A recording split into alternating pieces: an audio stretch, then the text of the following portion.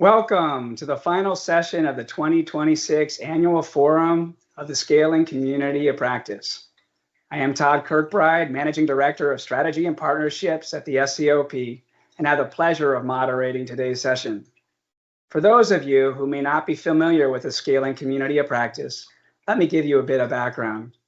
The SCoP is now in its 11th year, growing from about 50 members in 2020 to over 5,000 now. Everyone is free to join, so please sign up on our website link in the chat if you're not already a member. The SCoP is a network of development and climate practitioners and experts who want to learn about and contribute to the scaling agenda, helping to achieve sustainable impact that matches the scale of the problem. The SCoP supports 9 working groups. The community publishes reports and newsletters on the scaling experience of its members. We also produce our own knowledge products, which you can find on the SCoP website, and we organize annual forum events to exchange scaling knowledge and promote active action of all our members.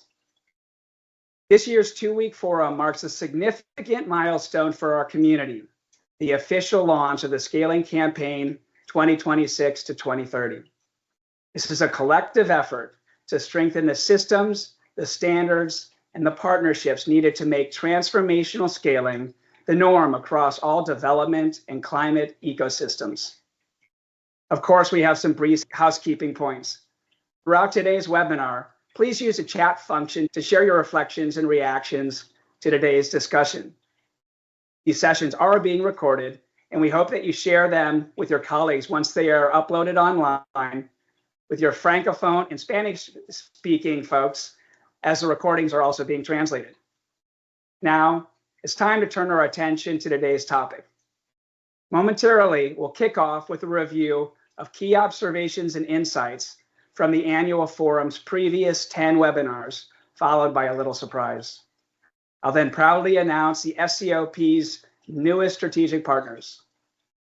This will then be followed by an interactive session where we want to hear from you about how you and your organization may join us in launching the Scaling Campaign.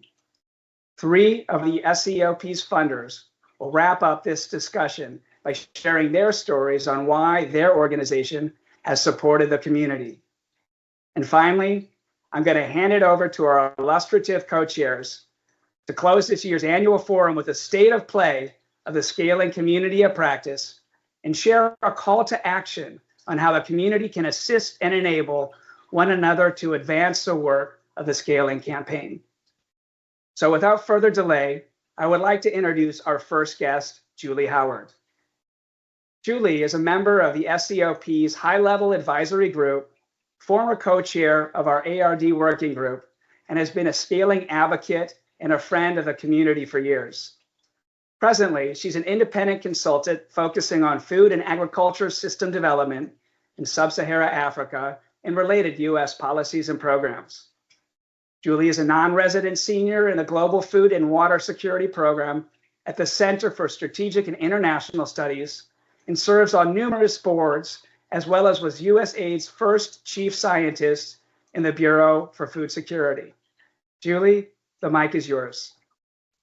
Well, hello and greetings to all who are joining us today, wherever you may be. Well, I have the great privilege and at the same time, frankly, very daunting task to reflect on the past 2 weeks of our annual forum events and discuss some of the insights and common themes that came out of the sessions. I'd like to start with a quick bird's eye view of the forum's evolution and impact. Over the past 2 weeks, we've held 11 events, including 3 plenaries and sessions organized by 8 working groups with more than 700 participants joining. And one of the things I've always valued most about the Scaling Community of Practice is the chance to step outside my usual agriculture and rural development silo and learn from scaling efforts in other sectors. And this year, as every year, I've learned a great deal, and I'm leaving with many starred passages in my notes and new names to follow up with. I remember the very first annual forum in 2015, and over the past couple of days, I've been reflecting on how much has changed since then. Those first forums were held in person in Washington, D.C. Then when the pandemic hit in 2020, we moved the forum online. At that time, many of us worried that a virtual format, especially amid growing Zoom fatigue, might reduce the quality of our interactions. But in practice, the opposite happened. The virtual format significantly expanded participation and brought much greater global diversity into the conversation. Since 2015, participation from the Global South in the annual forum and the working groups has increased substantially.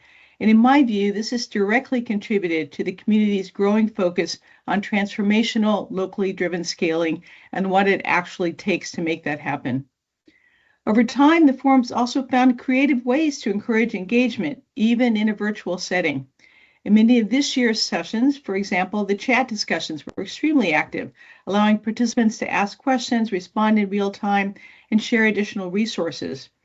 And we also have the snap polls like we've just participated in, which allow participants to weigh in instantly on key topics. But back to the 2026 forum, I'd like to highlight the consistently high quality of both the session content and the technical facilitation. That's a real credit to the working group leaders, to the speakers, and the outstanding Scaling Community of Practice team, to Todd, Charlotte, Gabi, and of course, Larry and Johannes. Okay, next, I'd like to turn to the forum events themselves and spend a bit of time on the first plenary session, which focused on our mainstreaming initiative. I'll go into a bit of detail because this report has been so pivotal for the Scaling Community of Practice in charting our new course for the future. Although the mainstreaming report focuses on funders as a key entry point, I think of it as having achieved a far more ambitious goal of summing up the experience and learning about scaling up to now. In brief, the mainstreaming initiative was a 3-year action research initiative examining how scaling is being mainstreamed across the development system. It included 28 case studies and additional cross-country analyses on localization, country platforms, evaluation methods, and a mainstreaming tracker tool. The work focused on funders as key entry points, looking across multilateral development banks, bilateral agencies, vertical funds, international non-governmental organizations, and foundations. It identified key gaps and recommendations with findings shared through reports, events, and webinars. Let me briefly highlight several of the key findings from the mainstreaming report. First, gaps in scaling practice. The report found that funders are involved across all the different stages of scaling, and that's a good thing. But coordination, especially the handoffs between smaller and larger funders that would facilitate scaling, remains weak. Dedicated funding for scaling is still limited. Progress on localization is uneven, and many organizations' incentives, monitoring and evaluation, accountability, and learning systems are not yet aligned to support effective scaling. And second, the report makes a critically important distinction between transactional versus transformational scaling. Much scaling still follows a transactional model. Short-term projects focused on outputs and disbursements with limited attention to sustainability or system change. A transformational approach looks quite different. It requires a 10 to 15-year time horizon, phased investments in capacity, and embedding sustainability, equity, and system change from the outset. The report found that moving toward transformational scaling requires sustained leadership at the highest levels, stronger internal incentives and buy-in from managers and staff, improved monitoring and accountability systems, and deeper partnerships among funders. Well, next, I'd like to highlight a few reflections from funders and observers of funders on the mainstreaming report, drawing on insights from several organizations that contributed case studies. The panel brought together leaders from Grand Challenges Canada, Fundación Corona, the Bridgespan Group, Brookings Institution, and OECD. One of the key points from the discussion was that transforming scaling from a transactional process to a truly transformational one remains challenging because the broader system provides few incentives to move promising innovations forward. Handoffs to larger organizations that could scale solutions rarely happen smoothly. Many funders and their implementers operate under misaligned incentives, short funding timelines, and limited accountability for long-term impact, which encourages the focus on short-term project-level results. As a result, funders often become trapped in transactional models, emphasizing their own institutional impact rather than collective outcomes. Multilateral development banks and bilateral donors in particular tend to be constrained by such internal incentives and risk aversion.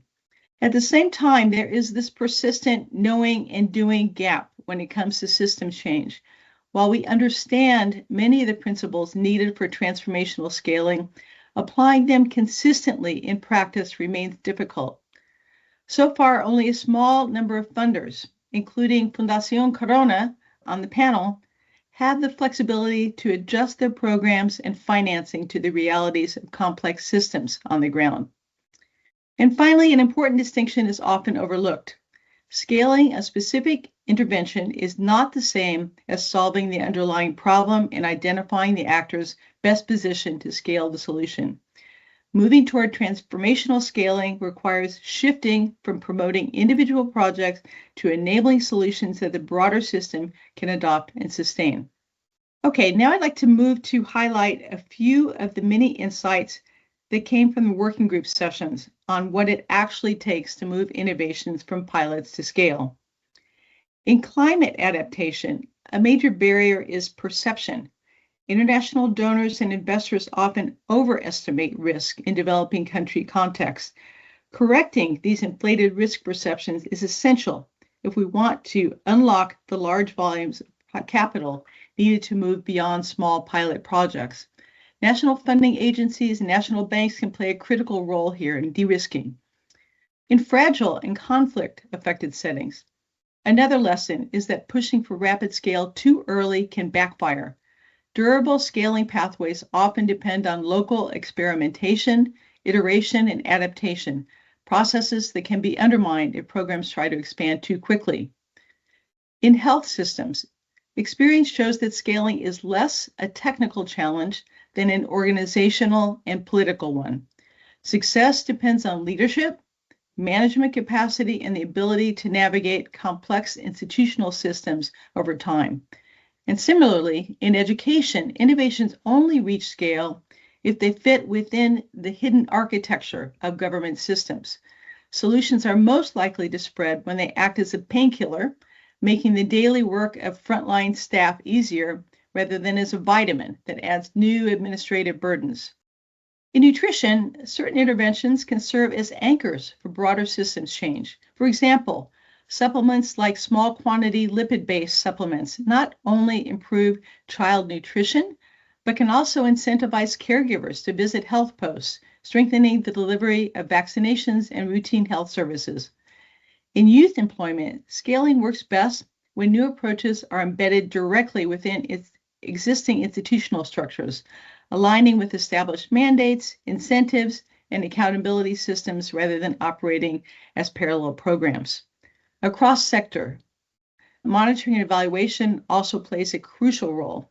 Mature scaling partnerships treat negative or uncomfortable findings not as failures to hide, but as signals for course correction and opportunities to strengthen implementation. And finally, experience in agriculture, rural development, and social enterprise highlights a frequently overlooked factor in scaling still: women's time and economic agency.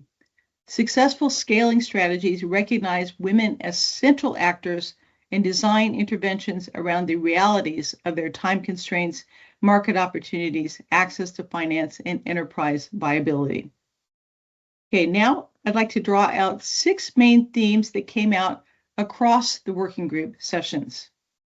The current rupture in official development assistance, while it's deeply troubling and disruptive, it also creates an opportunity for us to rethink how development efforts are financed and implemented. It provides a chance to reset incentives towards systems change, shifting from short-term donor-driven projects to locally led long-term transformation with greater emphasis on institutional capacity, policy reform, and domestic financing. It could also accelerate localization, with doers at scale involved from the start, diversify financing through blended and domestic resources, strengthen regional and South collaboration, and encourage greater focus on scalable solutions rather than fragmented pilots. Ultimately, it calls for redefining the role of external actors, from funding projects to enabling sustainable systems. If we can seize it, this moment could help shift development from transactional aid to transformational, locally owned systems change. Next, a defining insight across the forum is the critical distinction between transactional scaling, simply doing more through one-off short-term projects, and transformational scaling, which targets long-term permanent change in local systems. In the climate session, we heard that country platforms must evolve into transformational scaling engines rather than just tools for transactional coordination. Similarly, the health, youth, employment, and education sessions emphasize that technical solutions alone fail if they aren't embedded in the routine system and daily functions of government. This requires a phased approach that prioritizes creating the conditions for scaling, such as policy reform and institutional capacity over immediate reach. The ARD and Social Enterprise Group also added the private sector dimension in their discussions. They highlighted that scaling technical interventions like coolbots or biodigesters is just impossible without addressing the market architecture, specifically the upfront costs for small-scale producers and the need for market off-takers to buy increased yields. It shifted the focus from more production to the whole system, including storage and market access. A third theme that emerged strongly across the forum was radical localization and authentic country ownership. True ownership is no longer defined by mere concurrence with donor plans, but by country leadership, supported by execution capacity.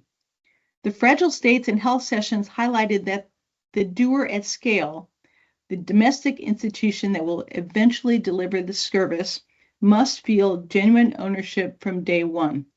There was consensus that starting with the end in mind means identifying who will deliver and who will pay for an intervention at scale before a pilot even begins. The Ag Rural Development and Social Enterprise session also emphasized that true localization involves identifying the domestic doer and payer early on. The Village Savings and Loans Association model provided a powerful example.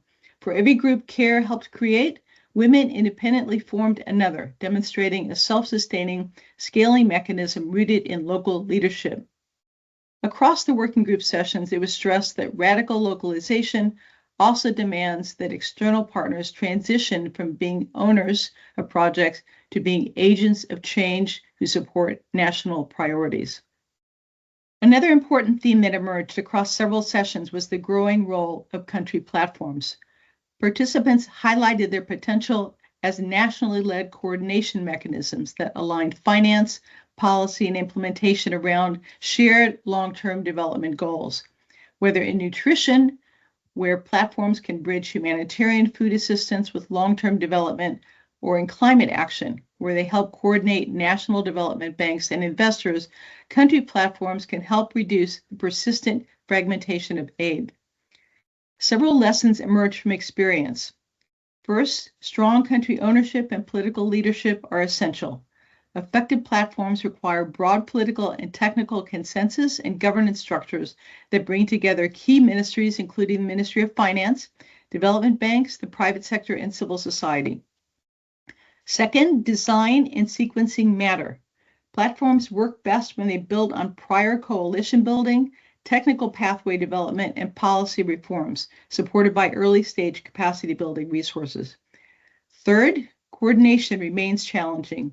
Aligning governments, MDBs, bilaterals, and private investors can create very high transaction costs, highlighting the need to be very clear about goals, simplify processes, and engage major funders early. Participants also stressed that private sector actors, especially domestic investors, need to be involved earlier to help shape viable investment pipelines. In this context, national development banks and blended finance mechanisms can play a critical role in mobilizing and de-risking large-scale investments. The overall lesson is that country platforms hold significant promise for enabling transformational, scalable change, but only when they are truly country-led, supported by strong institutions, and designed around clear goals that can mobilize the financing needed for long-term impact. Lastly, discussions in the ARD and social enterprise sessions introduce complementary efforts at the global level. The Scaling Coalition, we discussed this yesterday, bringing together organizations such as the World Bank, the CGIAR, the Gates Foundation, FAO, GIZ, aims to address systemic bottlenecks, including data silos and coordination gaps that often prevent innovations from moving efficiently from global knowledge to country-level implementation. We look forward to working together. A fifth theme that emerged across the discussions was the need to hardwire scaling into institutional DNA and incentives. Participants repeatedly noted a persistent tension. The incentives within many funding organizations and governments still prioritize short-term disbursements over long-term scaling pathways. Sessions on health and youth employment emphasize that the real secret sauce behind successful scaling is behavioral change, particularly shifts in leadership mindsets. Moving from pilot to scale cannot depend on heroic individual efforts. It requires institutionalized practices. In practical terms, this means embedding scaling into organizational systems, rewarding staff for scalability, institutional adaptation, and cost effectiveness, and integrating these expectations into job descriptions, performance metrics, and organizational culture. Finally, many discussions emphasize that scaling is inherently political and requires radical trust, transparency, and honesty among partners. In fragile contexts where trust in institutions has often eroded, building legitimacy through community-driven approaches is a critical starting point for any scaling effort.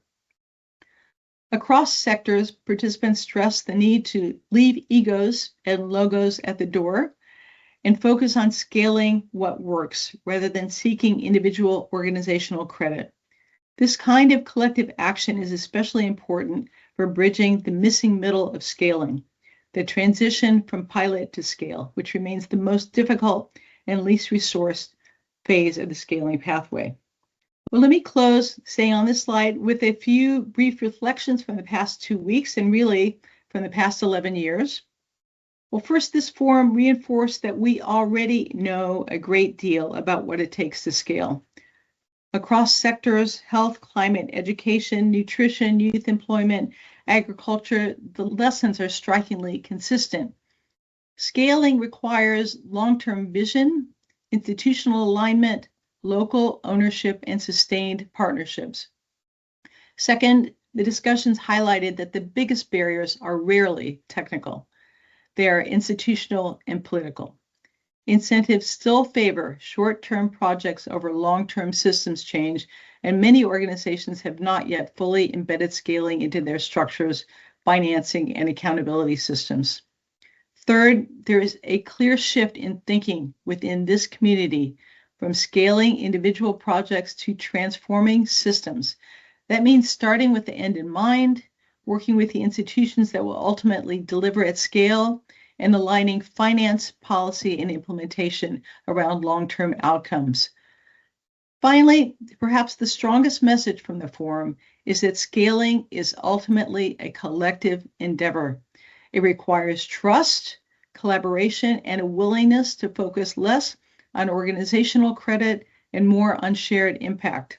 If there's one takeaway, it's this: the challenge ahead is not only to generate more innovations, but to build the systems, partnerships, and incentives that allow what works to reach scale. And that, in many ways, is exactly the mission of the Scaling Community of Practice. Thank you. But before passing the virtual microphone on back to Todd, I'd like to take a more informal moment on behalf of the members, staff, and advisory bodies of the Scaling Community of Practice to recognize Larry Cooley and Johannes Lin. As many of you know, Larry and Johannes founded the Scaling Community of Practice 11 years ago in 2015. What they have built since then is truly a labor of love and intellect. Over the years, they've played every role imaginable, from intellectual leaders and conveners to the organizational equivalent of scrubbing the floors, all in service of building this community.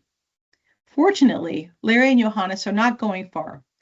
They are stepping back from the day-to-day administrative responsibilities so they can focus more on their strategic and technical leadership within the community of practice and beyond. Earlier this week, I sat down virtually with Richard Cole about our own experiences working with them through the scaling community and also their other roles at Brookings, IFAD, and the MacArthur Foundation. I first met Johannes while serving at USAID during the early years of the Feed the Future initiative. In 2012, Administrator Ross Shaw made scaling agricultural technologies a central priority for achieving Feed the Future's goal of reducing poverty and hunger at population scale. As chief scientist in the Bureau for Food Security, I was tasked with figuring out how to approach scaling. At that time, a quick Google search revealed how little practical guidance existed. Very quickly, all roads led to the work of Johannes and Larry. And after reaching out, Johannes and then Richard Cole became trusted advisors and partners working with USAID missions to develop scaling strategies in the field. A few years later, Larry, Johannes, and the scaling community all collaborated with Purdue University to organize a major conference on scaling agriculture. Later, Larry and I co-authored a scale-up sourcebook to capture the lessons and resources emerging from that effort. And in comparing our experiences, Richard and I both came back to the same qualities: intellectual leadership, humility, and extraordinary commitment to mentoring and supporting others. Richard's relationship with Larry and Johannes goes back more than 20 years, and together we reflected on the broader impact they have had on the field of scaling itself. Through their writing, advising, and institution building across multiple organizations and the scaling community of practice, they have helped transform scaling from a niche topic discussed by a handful of people, small enough, as Larry often says, to fit in an elevator, into the global movement we see emerging today. And along the way, we've also seen the evolution of the field itself, from early work on public sector integration to today's more nuanced focus on systems change, local leadership and ownership, and private sector engagement, financing, and measurement. Larry and Johannes have been the North Stars during this evolution, but behind all that exciting intellectual ferment, what made that progress possible is the hard work that they both have put into the administrative and budgetary back office tasks. They have often worked 30 to 40 hours a week. They have effectively been running a nonprofit with very few professional staff. So on behalf of all of us, Larry and Johannes, thank you for your work, for your vision, your generosity, and your leadership. And thank you for taking all of us along on the journey so far. Thank you. Julie, that was fantastic. I attended every one of our sessions over the 2 weeks, and I learned something new with the cross-cutting themes and the details you provided. So very much appreciate it, as well as those heartfelt remarks and reflections of what Larry and Johannes has offered the community over this past decade. And we'll also be hearing from them a bit later. Now, let's pivot towards the future. We'd like to take this opportunity at our forum to share an exciting update about a new program with the Scaling Campaign. We've officially partnered with some of our most trusted and dedicated members, welcoming them as strategic partners. The SCoP has established these partnerships with like-minded organizations that are joining us to share networks, resources, knowledge, and technical expertise. Together, we'll work on designing and fundraising on these initiatives of mutual interest. As strategic partners, they will support our campaign and in turn will support them in advancing their own scaling goals. Our first strategic partner and longtime scaling ally is the Global ExpandNet Network. For those of you who don't know Laura Giron and her team's work, ExpandNet is an open network of global public health and development professionals founded in 2003 to advance the science and practice of scaling. A few ways we plan to collaborate over the coming year include ExpandNet continuing to advance its work with implementers, funders, and in-country affiliate organizations to advocate for optimizing resources for scale-up, raising awareness about systematic approaches to scaling, and building capacity for country-owned sustainable transformational scaling. Second, the SCoP will help actively champion ExpandNet's forthcoming Scale Up Learning Center by organizing events, working group sessions, and other opportunities to boost the visibility and draw increasing numbers of professionals to participate in the SLC. Another longtime friend of the SCoP is Innovations for Poverty Action. IPA tests anti-poverty programs in the real world using rigorous studies and helps turn the results into smarter policies and better programs to reach more people. Some of our joint activities will include IPA working with key public sector partners selected by IPA and the SCoP to mainstream and support the scaling of evidence-based interventions and help develop scaling strategies for selected projects when appropriate. Second, the SCoP will leverage IPA's scaling and MEAL expertise in our new RF Catalytic Capital Project and other similar initiatives as they emerge. Third, we have joined forces with the International Development Innovation Alliance, which is a collaborative platform with a shared goal of actively promoting and advancing innovation as a means to help achieve sustainable development. IDIA and the SCoP plan to combine IDIA's forthcoming country chapter model with the SCoP's country platform initiative to develop best practice guidance, create country context architecture for roles and responsibilities, and facilitate connections between global and local institutions collaborating for scale. Additionally, IDIA's training curriculum will draw upon the SCoP's expertise and community, all of you out there today, to bring best practice tools and insights into the training that SCoP has identified through its research. Last but certainly not least, Spring Impact has joined the SCoP scaling campaign by pursuing its vision to help solve the world's biggest social and environmental problems by enabling mission-driven organizations and funders that dramatically scale their impact and reach more lives. We have partnered Spring Impact can continue to scale social enterprise impact and coordinate with the SCoP to expand their outreach to smaller donors in support of these programs. And the SCoP will promote Spring Impact's Funding for Scale 3-part masterclass among our community members and our virtual social media channels. We very much appreciate the scaling expertise and the resources of our new strategic partners, bringing to this coalition dedicated to promote the goals of the campaign. If your organization is interested in joining us as a strategic partner, please contact us. So now it's time to turn our attention to you for the interactive portion of today's show. As the SCoP launches the scaling campaign, it will only be successful if we are able to fully engage and align these efforts with the priorities of your organizations. Therefore, it's critical that we take advantage of the forum's convening to hear from you and help prioritize campaign activities and ensure the work reflects the needs and the perspectives of the scaling community. But before we get started, I would like to introduce my co-facilitator for this session, Charlotte Coogan, who is our program specialist and chair for the Nutrition Working Group. Charlotte is an international nutrition expert with over 10 years of experience supporting food security in low and middle income countries. Her work focuses on helping clients access or generate the information they need to answer decision relevant questions and improve their programming.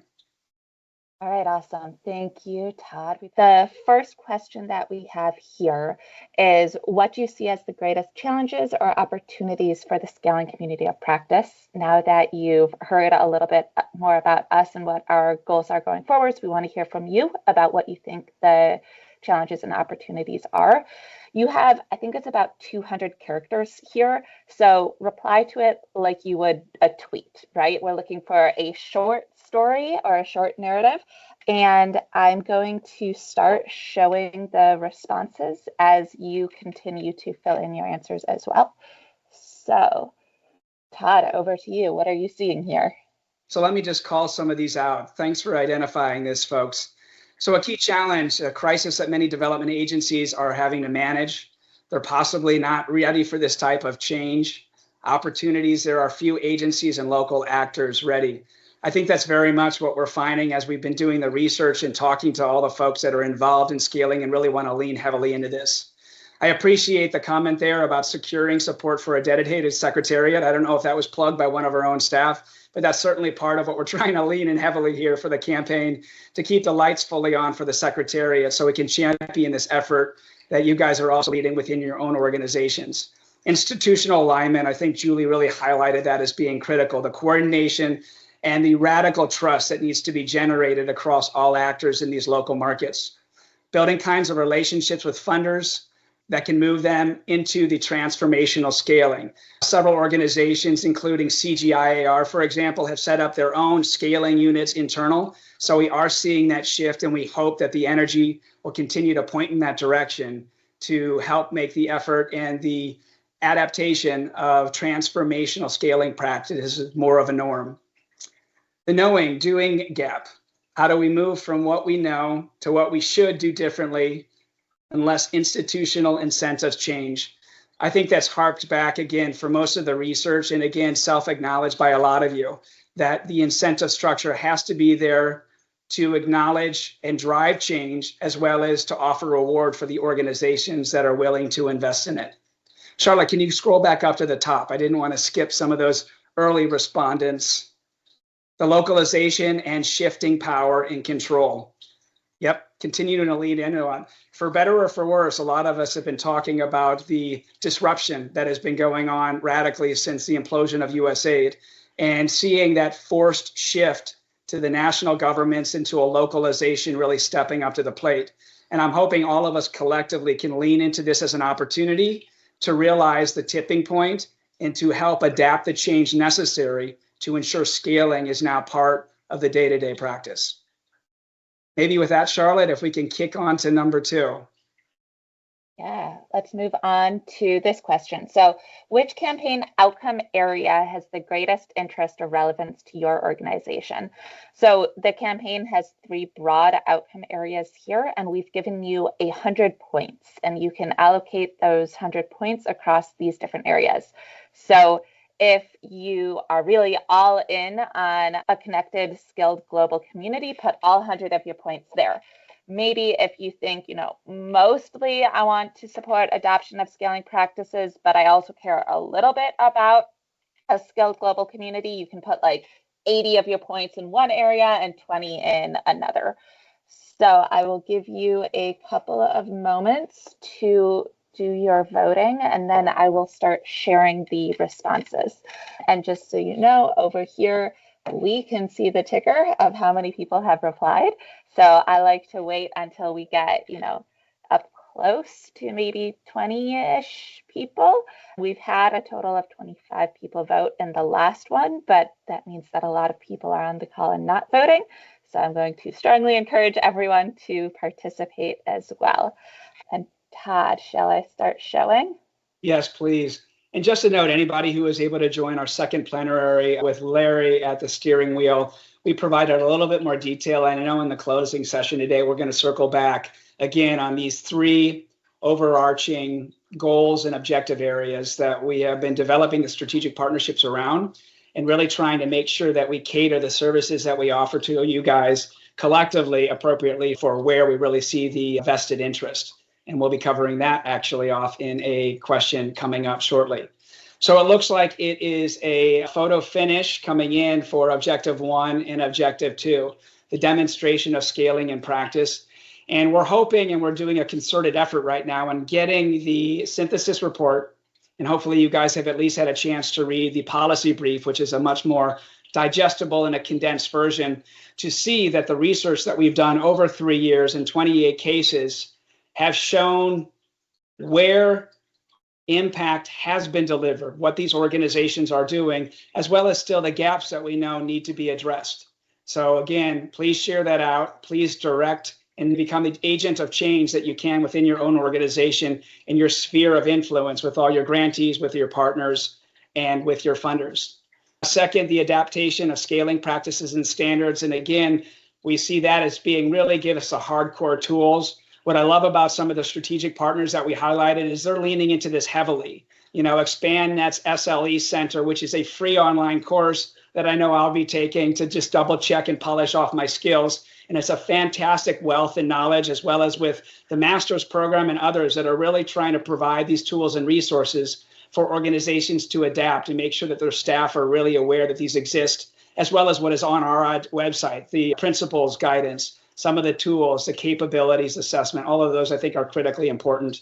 And even though a connected, skilled global community is coming in at third, the red always seems to draw an alert reaction to that. That still is critically important in generating trust among these organizations and really kind of understanding everybody's role, and especially the handoffs that need to happen during the stages of scaling, which, as was identified many times over, are much longer windows than the projectized development world that most have been operating in for the majority of our career.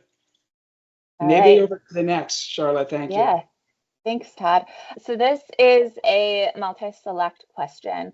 How could the scaling campaign help you achieve your goals? So really here, what we're thinking about is serving our members. We know that we're a membership-based organization, and our obligation first and foremost is to empower our members. We're also working on this idea of transitioning scaling into more of a movement. And that means that we have to help the grassroots organizers, who are you, to actually, achieve that movement and achieve your goals through our movement. So I see that we have 13, 14 responses coming in. I'm going to wait again until we're at maybe 22 or 23 responses before I share. No pressure, right? I know, I watched that ticker and see it, counting up, but we also want you to take the time to actually think through your responses so you don't have to answer too quickly. It's amazing the power of the tools that keep on getting added to our proverbial meeting rooms, right? So we can basically almost think or hear what you're thinking before you've been able to put it out there. Heaven forbid AI is able to draw that. I maybe move on to the next chapter. It looks like we're at quorum here. Yeah. Absolutely wonderful. So if I can discern the difference between the colors of blue and purple, there we go. Great. It even helps me on the right-hand side.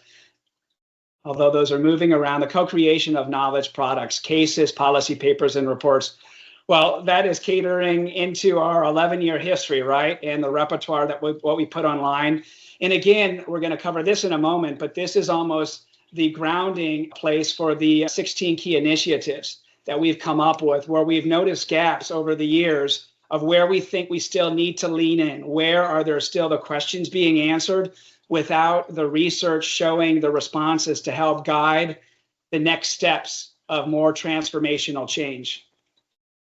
Creation and adaptation of the new tools, guidance, and frameworks. And again, that's something that helps us internally prioritize how do we work with all of you, our strategic partners and our members, to learn what you are doing and to make that available to the wider communities, and for us to help lean in during live promotion sessions or just through our newsletter or other sources to help make this aware to the broader audience. And let's skip down. So serving as an intermediary with funders. Absolutely. That's just been a critical role that we're trying to fine tune how we can step into that in partnership with all of you in filling that gap that we've seen in all the markets, the localization strategies, and just to really ensure sustainable impact that addresses the size of the problems. Am I missing anything there? Any others to call out, Charlotte? I think it's time to move on to our next question. So I'm going to take us ahead here. We have these 16 initiatives that we've been promoting through the campaign. So we're going to ask you again to do a multiple select option on these initiatives. Which of them is most relevant to you? And maybe while you folks are trying to read through that, just some background chatter coming from me. These are not mutually exclusive. These are, again, working with the partners over the years and finding the opportunities that we feel exist for further investigation. And we can't do this alone. So again, we're open for adjusting, for adding to, and we can't do all of these at once by any means. So with your response here and for these ongoing conversations, we'll be able to really lean in to the ones that resonate the strongest with all of you.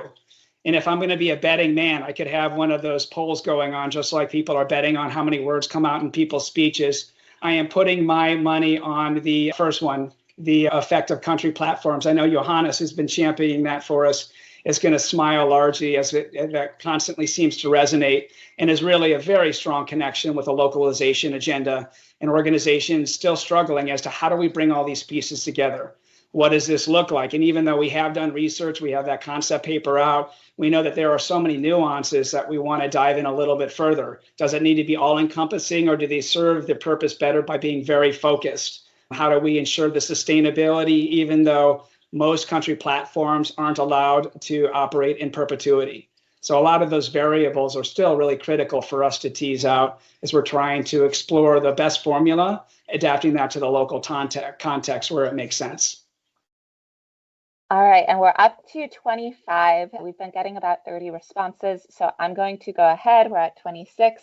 Please keep voting, though, and let's see what we got. So, Todd, good bet, but we also have another coming in as a tie. So effective country platforms and scaling standards, tools, and knowledge both came in at 14. I think she was talking again about the prevalence and the further exploration of the tools. And again, I think that is also noted earlier in the previous polls and the information that we've seen in our conversations and communications. And we as a community really do want to lean into that as we continue to move forward to figure out how do we empower and enable the broader community interested in scaling to really apply this and to adapt this to their own organizations. All right, yeah, so it looks like with the aggregating data that the scaling standards have taken a lead. We already mentioned the country platforms in my opening remark. And I love to see coming, in the next two, the study of the country experience. And again, diving in a little bit deeper, we are talking and trying to build that upon a lot of the work that we've done in larger conferences that had happened over the years. But to really work with these different countries in a stock taking experience, promoting the peer learning and producing some volume on those lessons that may have been learned over the previous years. And then we see the role of private sector tying with private philanthropy. Again, those have been questions that have been asked. I don't know if we have the definitive answers yet that we're looking for as to how do we sustain the interests of the private sector other than just access to finance and their critical role there at the table. But that is an important place for us to start and to dive in and to try to bring the private sector in the convening and the starting process to set those tenets of ownership for the long haul rather than oftentimes force fitting them a little bit later on when the financing is starting to run out from some of the initial seed funders who have maybe set up the country platform or have really started to lean in heavily to launch and scale the different projects that they are supporting. So maybe with that, Charlotte, if you're still with us, I don't see you on video, but great. I guess she's going to the next question. And in case we don't get her back, we'd love your open-ended response to the question of what other scaling issues do you think deserve a priority agenda? And again, we have gotten a lot of data so far, and you can see we've organized a lot of our time and initiatives around that, but we still want to emphasize this as an open-ended question to you.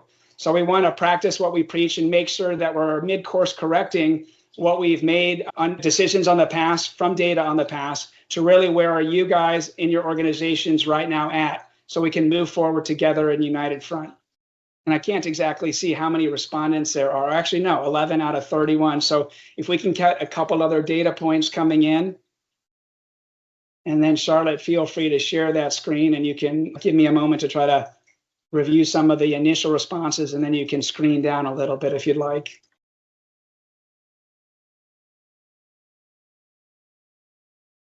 Raising resources from the campaign. Again, I think I seeded that response somewhere in the Secretariat staff. Our focus is scaling best practices and enterprise development programs. Is there anything more important in Africa than a healthy economy? No, absolutely great points. And that helps, I think, drive the agenda on how we lean into these. Deeper dive into pathways to scale and how transformational scale looks like an environment riddled with backlash across digital and physical spaces. And I think that is also a critical point to note. That is one of the key initiatives that we have put out there. And I know a lot of the conversations that we've been having with potential partners is around the digital space. What does that look like? How do we lean into that and use that to accelerate scaling rather than any kind of a replacement tool? Because as we all have probably experienced firsthand, working with AI in various streams and also with the challenges around connectivity in emerging markets, that, we're taking smaller steps with the digital, but we realize that there's a critical role really to be played there. More focus on the coalitions, the ecosystems, coordination, and governance arrangements that enable transformational scaling at country level. If you guys joined us yesterday, we had a wonderful session from one of the member organizations, I think it was GIZ, within a new entity being stood up called the Scaling Coalition. And we've been talking with them on really providing more of a coordinated effort and what they're trying to achieve with their 4 or 5 original funding organizations, and really tapping into the expertise and the network that we have created over the past decade within the scaling community. Maybe, Charlotte, if we can move on to the next question, just in the interest of time, please. So our last question here that we really would appreciate some of your insights on: what do you believe would be the most compelling messaging to encourage funders, philanthropy, private sector, and any other actors to financially support the campaign? We have massive amounts of resources and support from everyone out there, but at the end of the day, if we're going to keep the Secretariat operating and really charging into the space and helping serve as an active convener, we are at a point in time, where the amazing volunteer technical assistance from our co-founders is going to move into the next phase of taking a little bit of a back seat. And with others like myself, Charlotte, Gabby, with the support of our senior advisors, we're still trying to figure out how to get the messaging right and to get our campaign in front of more folks to resonate with what they really care about in order to continue and really support the scaling campaign for the next 5 years. So Gabby, if you don't mind sharing that, and I can just highlight a couple of those points, please. Invest for change that endures. Absolutely. The time is now. The know-how exists. We need to build on success. So going with the momentum that we have, taking this campaign forward with all your support. Transformational scale is sustained impact, and we know how to do it. And I think what I've heard time and again, it's not the missing technology. It's the adaptation and the contextualization of that technology.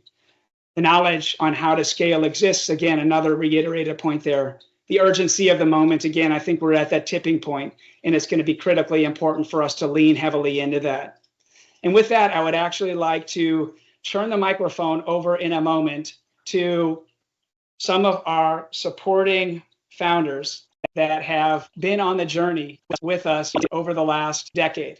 So appreciate all your insights, and we will definitely be playing that back into our thoughts, into our proceedings reports, and into the conversations that we will have with all of you guys going forward. So moving into the next section, I would love to introduce our first speaker. Yasho Rana is the president of programs at the Eleanor Crook Foundation. In this role, Yasho oversees ECF's multi-million-dollar portfolio of grants in maternal and child nutrition, and provides thought leadership both to the ECF team and its community of partners. Yasho, please. Good morning, everyone. I'll use my few minutes to briefly share how we began this journey at the foundation, where we are now, and why this community's work is so critical.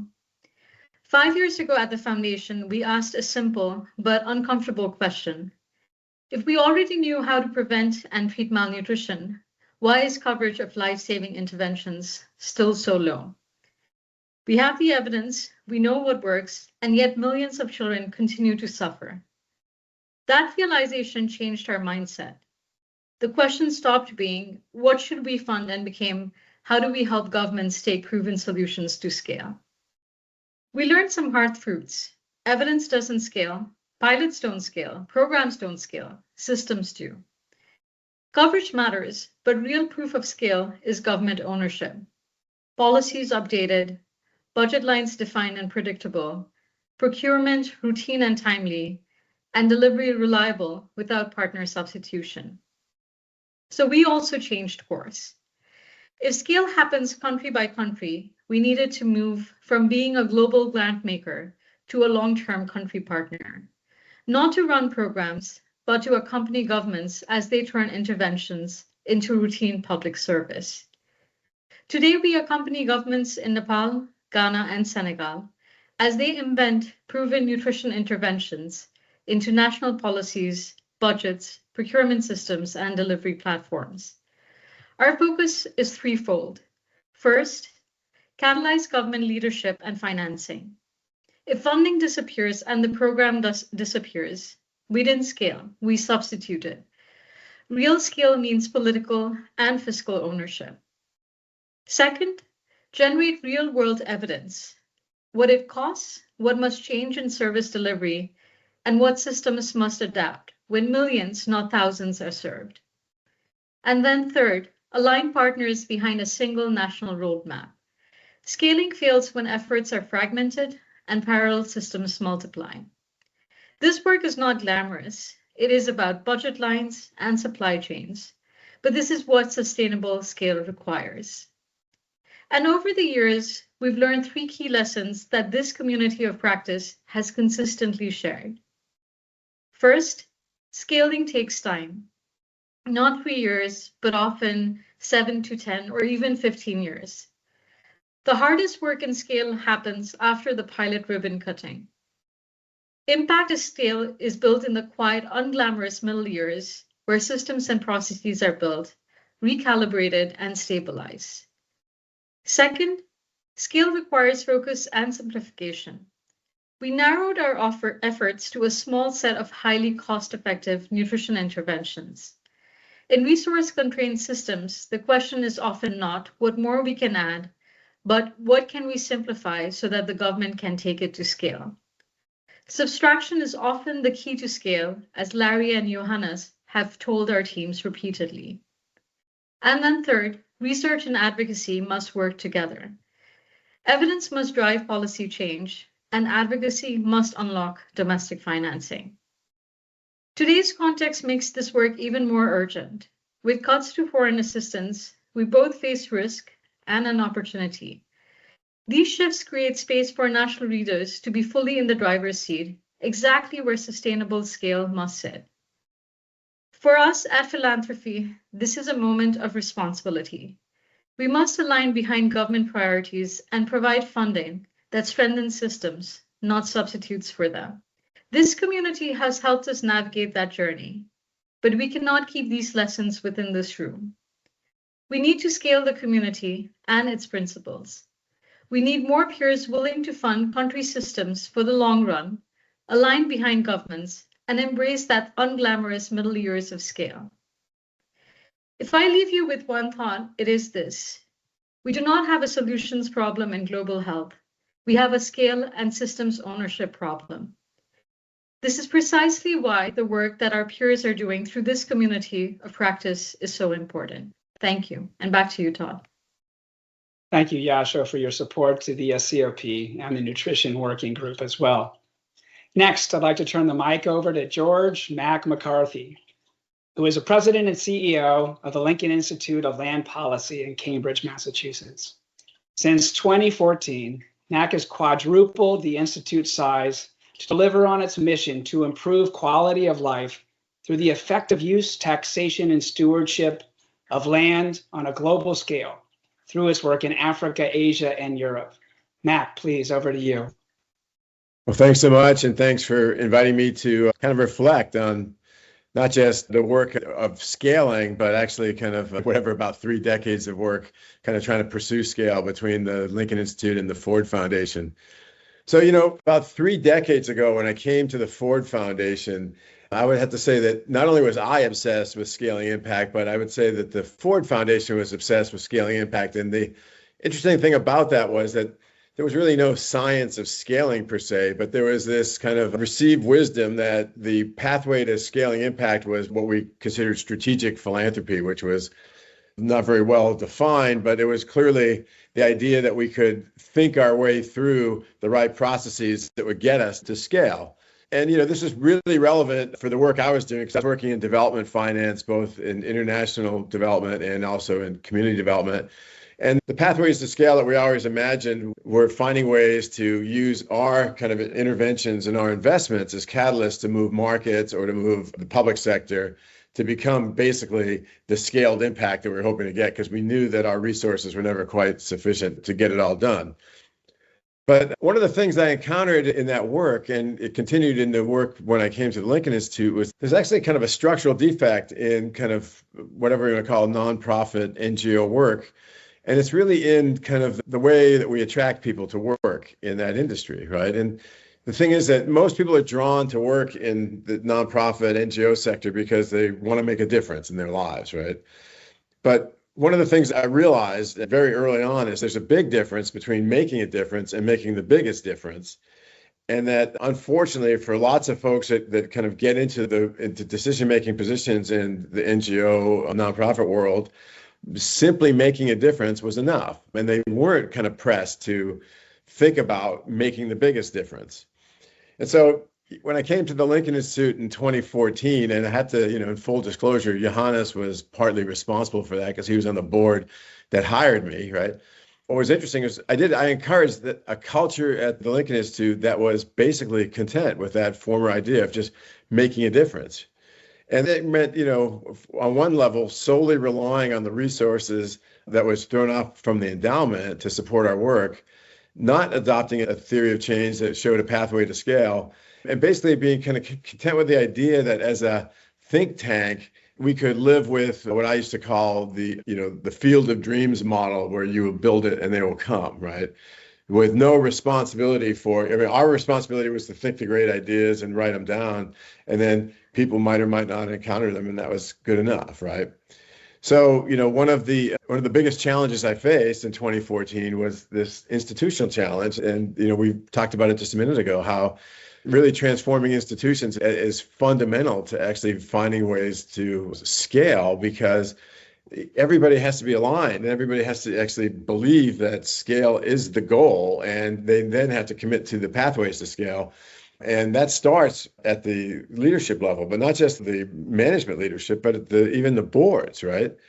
And then it has to bubble down to the staff, but it can't be driven down. It has to somehow, you have to create a process through which people embrace the idea that moving along a pathway and adopting a theory of change that shows pathways to scale is a good thing, right? So part of that challenge for me at the Lincoln Institute was kind of finding a way to transform the place from being a think tank to a think and act tank, and convincing people, first of all, that thinking great thoughts and coming up with great ideas and policies and tools and stuff wasn't sufficient to actually make a difference in the world. It was actually our responsibility to make sure that those ideas and tools were implemented. That something actually happened in the world, as opposed to just waiting for the world to discover us. And so I spent 10 years kind of just really driving an institution through transformative change. And the biggest transformation was moving the modus operandi from just thinking about kind of being generators of knowledge and content to being generators of change. And so when Johannes came to me and said that he was interested in writing a case study, it came at a very helpful moment, because the case study that was done was actually, in some ways, validation of what we were hoping to accomplish, but it was an articulation of what we were hoping to accomplish. And it was able to frame the work that I had done at that time over 10 years in a way that was portable knowledge in some ways. And it wasn't just something that I was saying or I was advocating, but it was something that was now validated from multiple points of view. And not just from the community of practice, but also from the interviews that Johannes did from other people internal to the organization who were able to kind of relate what had happened and what was going on over the last 10 years. So, the outcome of my work over the last 10 years is what we were just talking about a second ago: hardwiring scaling into the institutional DNA of the Lincoln Institute of Land Policy. And that wouldn't even have been possible without, number one, allies like Johannes on the board when I first arrived, but also being able to kind of, build the momentum around that. But then this community of practice giving a theory behind scaling itself that actually kind of validated all the things that we had done and we were doing as a righteous way of doing work. So anyway, great. So joining that, the SCoP has provided a fabulous kind of validation of the work, and it's also been really helpful for me because I'm getting ready to retire, and now we're going to get to test the question: will this commitment to scaling persist across leadership? Yeah. So anyway, thanks. It's been thank you so much for that helpful story from the Ford to the Lincoln Institute, and your support has been warmly received, and we continue to look forward to working with you and the Lincoln Institute. So last but not least, we'd love to hear from Simon Winter, who was until recently in my role at the SCoP.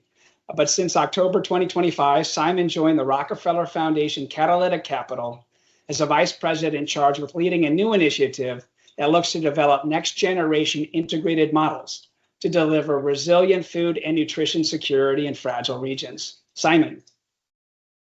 Thanks. Great to be with you all. And the initiative that I'm leading has to have scaling at the heart of it, not just because of my background in having worked on scaling for a long time already, and more because of the moment we're in, which has come up a lot in this call and I'm sure in other sessions in this forum. And it's about the proverbial, how can we achieve more impact with the fewer resources from public sources that we seem to be facing for the foreseeable future, at least, unfortunately. And so that's really at the heart of the Reimagining Humanitarian Nutrition Security initiative that I'm leading, and it is part of a broader Rockefeller Foundation supported initiative called Build the Shared Future, which is also looking at health, it's looking at climate, and it's looking at the overall international cooperation architecture. So what does this mean as I'm thinking about our program? I have four main elements. We're bringing in scaling experts from the scaling community of practice. I see as a huge opportunity to drive catalytic change at an accelerated rate. These draw on many of the things that Julie summarized in the introductory presentation in today's session. So forgive me for repeating and drawing out some of those elements, but I'm applying these in practice in my program. First of all, it's about bringing best practices and expertise in embedding scaling in the design and in the initial diagnostics that will lead to the programs, especially those programs at a country level where we're looking to use advanced data analytics and data systems to unlock the potential for foundational data from satellites, from sensors in soils and in water, from surveys and other sources for multiple use cases that span the need for anticipatory action in the face of the next crisis or the current crisis through to long-term resilience building. Secondly, how do we crowd in co-funders also from as early as possible that are interested in different phases in the scaling process? My initiative is a short catalytic initiative to deal with current moment that we're in. It's not going to be successful if we cannot attract other sources of funding, sources of finance from institutions like multilateral development banks, public development banks, private sector, and so on, that might be interested in this journey. Thirdly, the emphasis on local embeddedness and local capacity, local leadership, elements of the country platform thinking are essential if we want to ensure long-term lasting resilient food systems.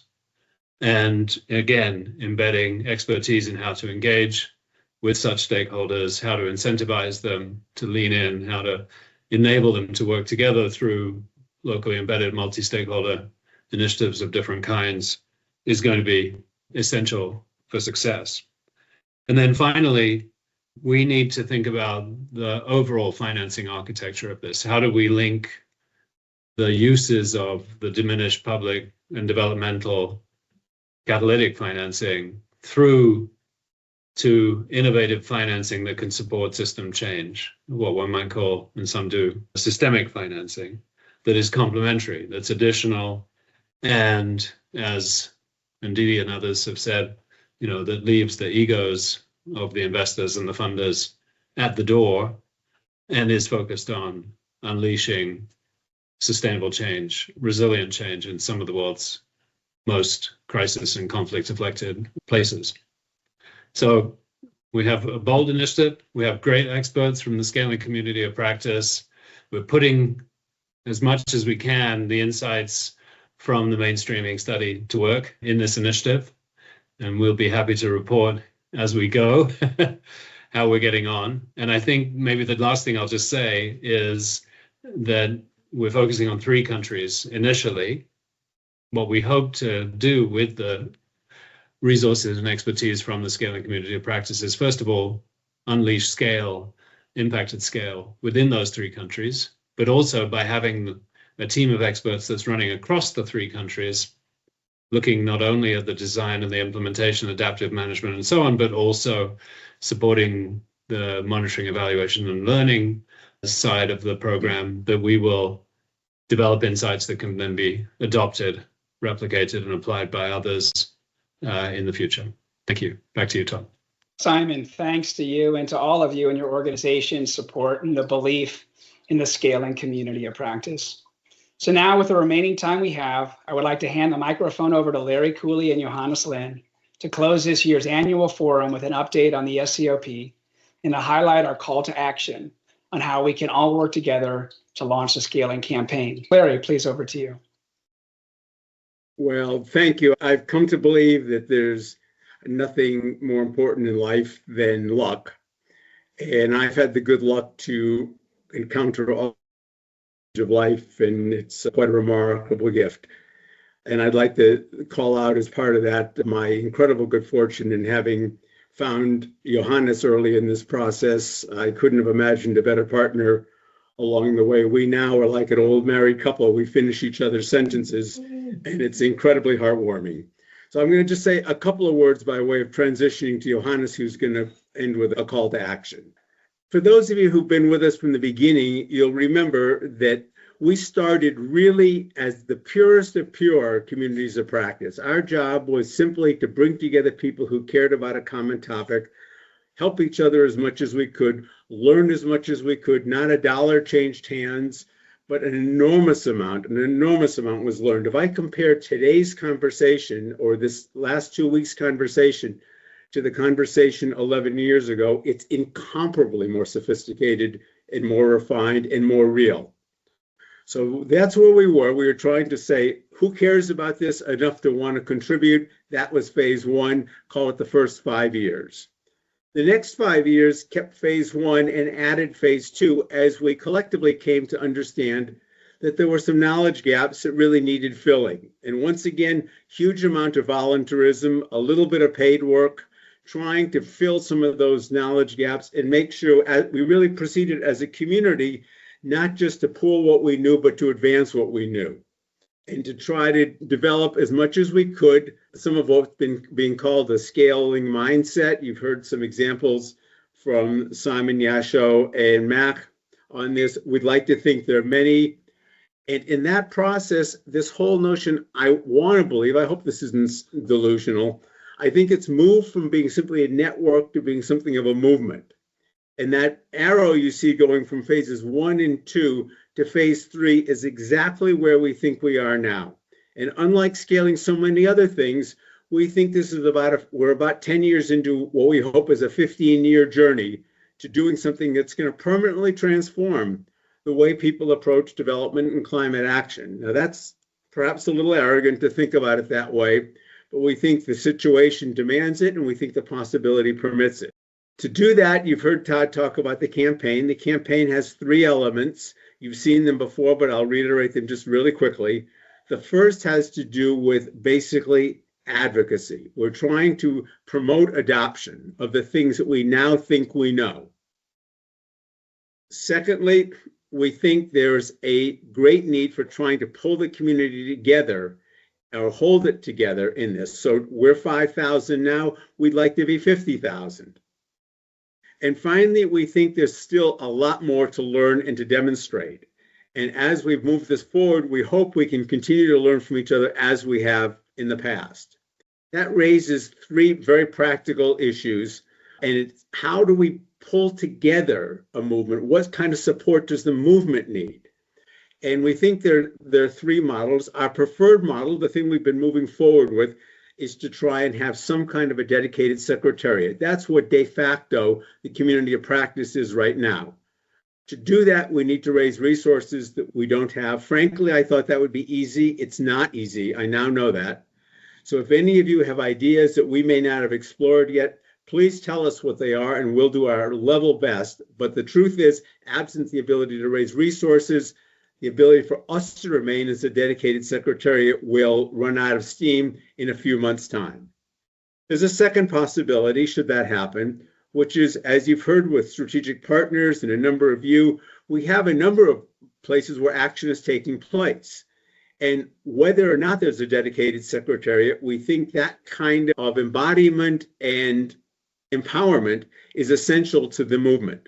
So we're going to be using whatever time we have to try and continue to identify those loci, move as many elements of this into the mainstream of what they do.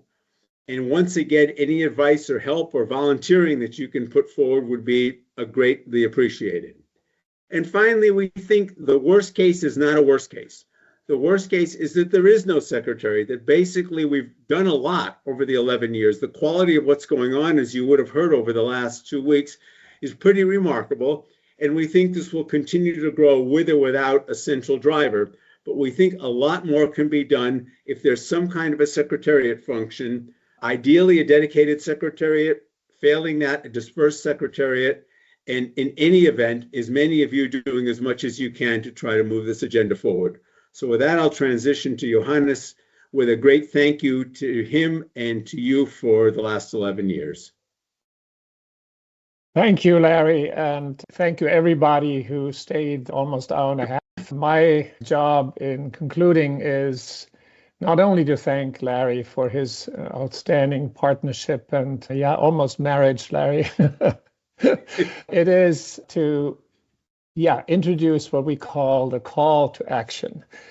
And this is the call to action under the Scaling Campaign 26 to 2030, where we would like to get institutional and individual actors to take specific action to invest not only in one-off short-term innovation and project initiatives, but to support and implement long-term, locally led sustainable impact at the scale of the problem. So what we would like to do in this call to action is call on governments to forge national consensus to design and navigate pathways to sustainable scale by embedding effective solutions in public systems at scale. We would like to call on the private sectors to leverage innovation, investment, and delivery mechanisms for sustained development and climate impact at scale.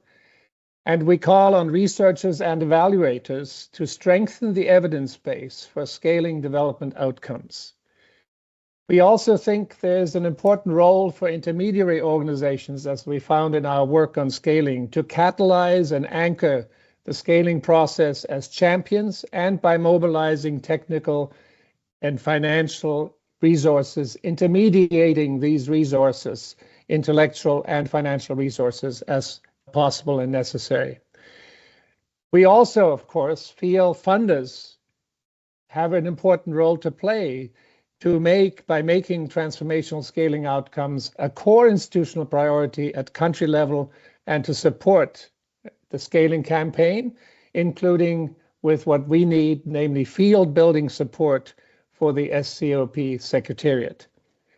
Lastly, and it's not on the slide, and it only occurred to me actually as I was listening to everybody today, I call on all of us as individuals who are to some extent, yes, constrained by lack of incentives and lack of structural support.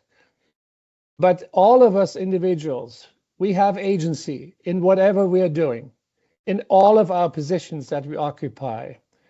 And with this agency, each of us individually can support scaling pathways in various different ways. If I remember as a vice president of the World Bank, and I did not systematically support scaling pathways because there were no incentives that made me do it. But if I'd had Larry at my side at that time telling me, Hannes, you can do it. There is opportunity to do it. I would have had opportunity as I look back. I just didn't realize it. I didn't grasp the opportunity, even within the constraints of structure and incentives. So I really call on all of us, on everyone, to use our individual agency. And we've heard from Mac and others today who have used it. So let's use it as best we can, and we can make a difference. Thank you very much. And thank you all, and especially the team that has made possible this amazing 11 sessions. And I thank Todd, I thank Charlotte, I thank Gabi, I thank all the participants, all the outstanding panelists that we have had over the 2 weeks for making this possible. Finally, I thank you again, Larry, and the Executive Committee and our high-level agents advisory committee for all their support. Thanks, everybody. See you again soon. Bye.